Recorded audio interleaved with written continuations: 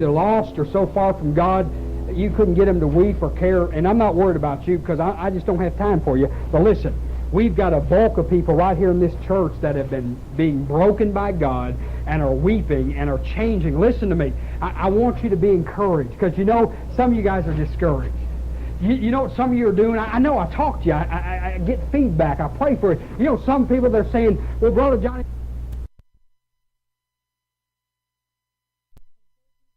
I get feedback. I pray for you. You know, some people, they're saying, well, Brother Johnny, my progress is so slow. Isn't it amazing? People that are making no progress are not worried about their growth. And people who are really growing are really worried about. That's the way it always is. The way it always is.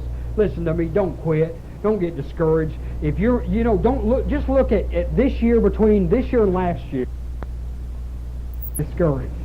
You know what some of you are doing? I know I talk to you. I get feedback. I pray for you. You know, some people, they're saying, well, Brother Johnny, my progress is so slow. Isn't it amazing? People that are making no progress are not worried about their growth. And people who are really growing are really worried about. That's the way it always is. The way it always is. Listen to me. Don't quit. Don't get discouraged. If you're, you know, don't look. Just look at this year, between this year and last year. Tape ran out. But I just wanted to say this, and those who might hear this cassette, you might be worried and concerned about the fact that you're not growing as fast as you'd like to grow. And, you know, I just want you to be encouraged and to know that you may not be growing as fast as you think you'd like to grow, but if you're growing, that ought to encourage you because that's all God really wants out of you.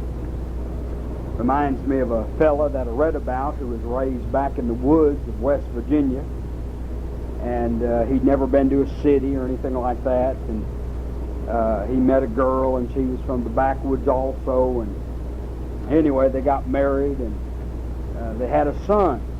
In fact, they named him Boy, and when this boy reached about 16 years old, it became very apparent that what they were going to do is that this boy was going to leave and go into the city. He said he didn't want to live out in the backwoods.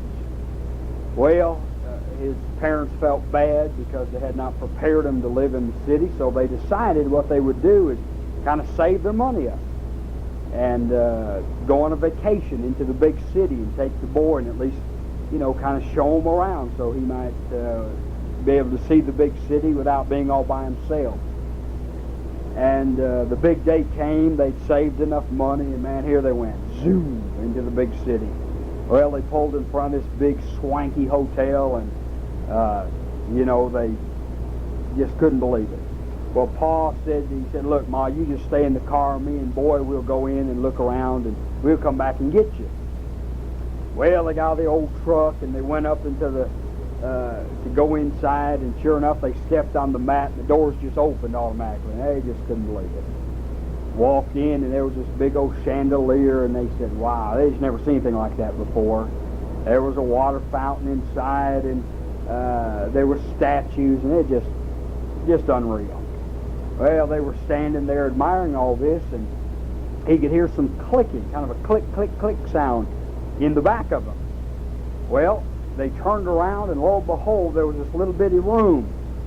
And it was really strange. There were little lights flashing on top. It was clicking every now and then.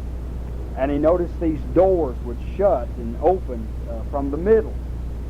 Well, about that time, this real old lady came. And was kind of hobbling around, all wrinkly. And she she went and went inside that little room. And, of course, the door shut.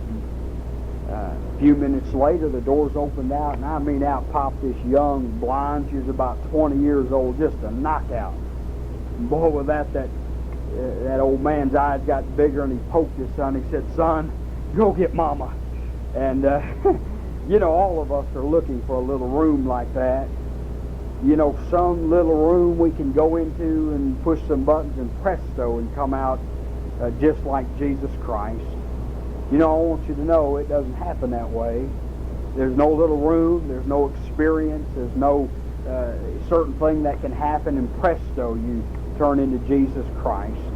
The fact of it is, it takes God an entire lifetime of growth through time and experiences and and all these other things in order to transform us to the image of Jesus Christ.